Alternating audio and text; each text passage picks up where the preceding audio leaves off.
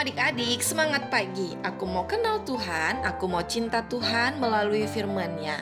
Wah, hari ini sudah hari weekend lagi ya adik-adik ya. Pastinya adik-adik sudah punya rencana nih ya, apa yang mau dikerjakan di sepanjang hari ini. Akan tetapi Lose terus ingatkan untuk adik-adik semuanya, sebelum beraktivitas, sebelum melakukan sesuatu, yuk kita renungan bareng-bareng ya di dalam renungan harian sekolah minggu GKTB. Nah, di pagi hari ini Lose Ika akan menemani adik-adik semuanya. Dan sebelum kita merenungkan firman Tuhan, mari kita berdoa. Tuhan Yesus, terima kasih untuk kesempatan yang Tuhan berikan bagi kami semuanya di pagi hari ini. Kami semuanya boleh bangun dengan kekuatan kesehatan yang baru, dan kami bersyukur karena Tuhan memberikan kami kesempatan lagi untuk melakukan aktivitas di sepanjang hari ini. Pada pagi hari ini kami mau merenungkan kebenaran firman-Mu. Kiranya Tuhan menolong setiap kami sehingga kami boleh merenungkan firman-Mu dengan sungguh-sungguh dan juga melakukannya di dalam kehidupan kami sepanjang hari ini. Dalam nama Tuhan Yesus Kristus kami sudah berdoa. Haleluya. Amin. Nah, adik-adik, di pagi hari ini kita masih mau merenungkan kebenaran firman Tuhan di dalam kitab 2 Raja-Raja, pasalnya yang ke-9, ayatnya yang ke-30 sampai dengan ayatnya yang ke-37. Adik-adik bisa membaca di dalam Alkitabnya masing-masing. Lause Ika akan membacakannya untuk kita semuanya di dalam ayatnya yang ke-36 dan juga ayatnya yang ke-37. Demikianlah firman Tuhan.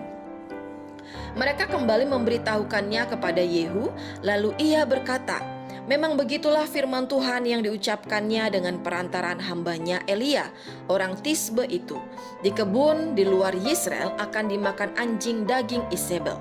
Maka mayat Isebel akan terhampar di kebun di luar Yisrael seperti pupuk di ladang, sehingga tidak ada orang yang dapat berkata, 'Inilah Isebel.'"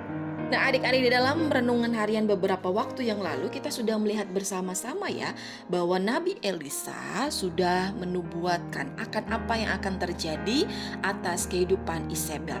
Isebel nanti akan dimakan oleh anjing di kebun di luar Yisrael dengan tidak ada orang yang menguburkannya.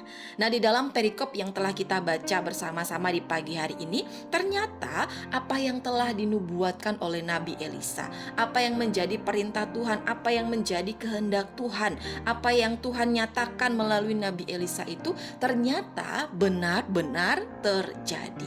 Nah, ketika Raja Yehu ini sampai ke Yisrael, maka ia mendapati Isebel. Dan pada waktu Isebel ini melihat Raja Yehu ini datang, maka ia menjenguk dari jendela. Ia melihat dari jendela atas kedatangan Raja Yehu.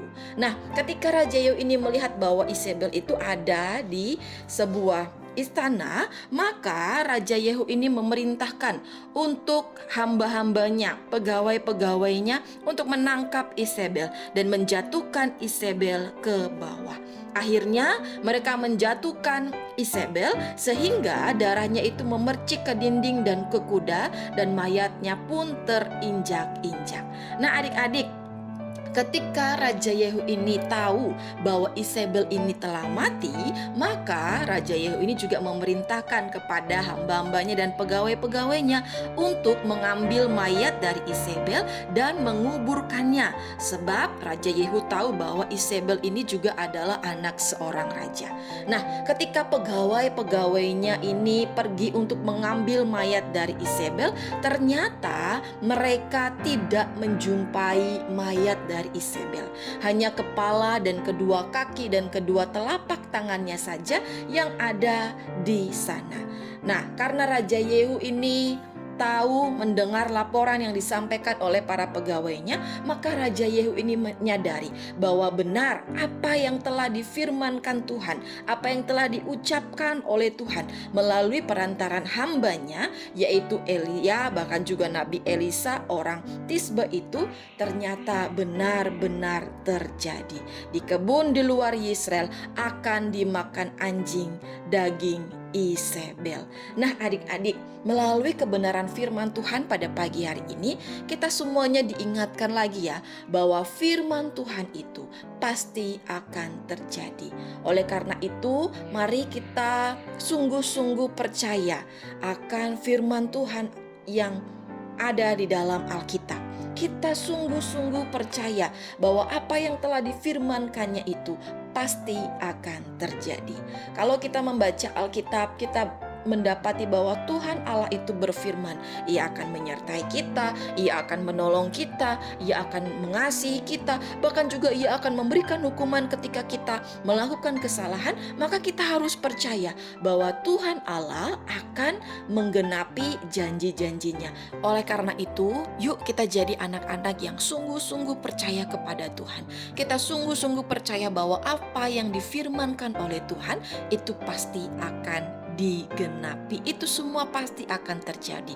Ketika Tuhan berfirman bahwa masa depan itu sungguh ada untuk anak-anak yang mengasihi Dia, untuk anak yang sungguh-sungguh hidup takut akan Dia, hidup berkenan di hadapan Dia, maka kita harus meyakini bahwa Tuhan akan menyediakan masa depan yang sungguh ada untuk kita, anak-anak yang sungguh-sungguh mengasihi Dia.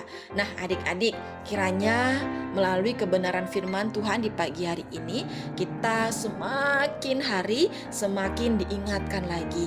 Kita semakin hari semakin terus bertumbuh lagi iman dan kepercayaan kita kepada Tuhan. Kita sungguh-sungguh percaya kepada Tuhan bahwa firman Tuhan itu pasti terjadi. Amin. Untuk kebenaran firman Tuhan pada pagi hari ini, mari kita berdoa. Tuhan Yesus, terima kasih di pagi hari ini karena kami diingatkan kembali bahwa firman Tuhan itu pasti akan terjadi, pasti akan digenapi. Oleh karena itu ya Tuhan, tolonglah kami untuk kami boleh menjadi anak-anak-Mu yang terus sungguh-sungguh percaya kepadamu, anak-anak-Mu yang terus berserah kepadamu, anak-anak-Mu yang terus hidup sungguh-sungguh melakukan apa yang menjadi kehendak-Mu. Dan kami berdoa menyerahkan untuk semua aktivitas kami di sepanjang hari ini. Kiranya Tuhan berkemurahan menolong setiap kami, sehingga apapun yang kami kerjakan dan lakukan, kami kedapatan memuliakan nama Tuhan. Dalam nama Tuhan Yesus Kristus kami sudah berdoa. Haleluya. Amin. Nah adik-adik, sekian dulu renungan firman Tuhan pada pagi hari ini ya. Sampai ketemu di dalam renungan-renungan harian selanjutnya. Bye-bye adik-adik.